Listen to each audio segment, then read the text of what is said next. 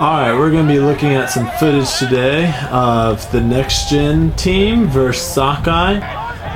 And basically we're just going to be looking at some things. Let's stop it right here. Basically what you can see right now is Sockeye is kind of transitioning into their offense after a brick pull. And Sockeye really likes to use a three-handler set.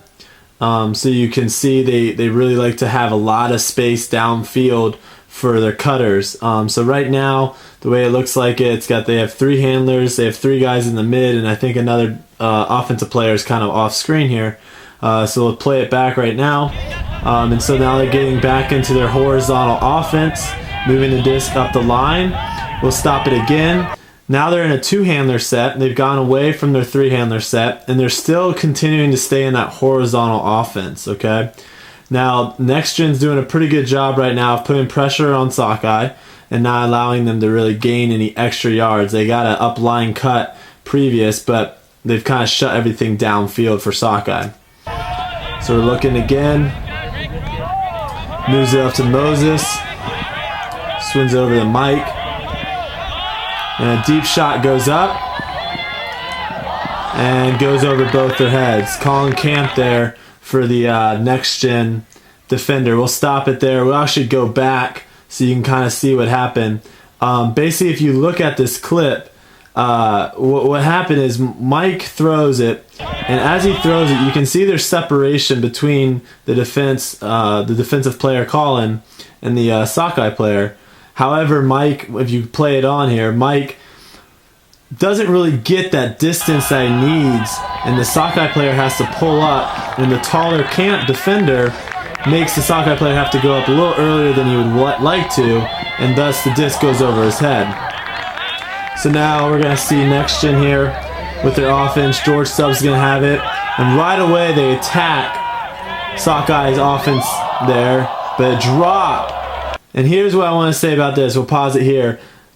There was no reason for him to have to catch that with one hand. He could have gotten two hands on it. Now, he might have done a slide or it might have not looked as pretty or whatever, but always try to get two hands on the disc when you can. And he's probably regretting the decision with going with the one hand. Sockeye immediately picks it up here and starts pushing it down the field. There again, now you can see if we pause it now with the kind of offense they've gone to is a vertical offense here, not a horizontal stack. So now they're going to try to work the vertical offense. We'll play again. Moses with the disc on the sideline, pushing it up. Some physical defense there by Noah Saul. Sockeye moving it up pretty nicely now. Now they're kind of getting back into their handler set here. Stubbs on the mark. A good swing pass, gets it off the line. Caldwell's looking downfield. Not really anything happening downfield at this point. The handler movement is very good though at this point. Foul called.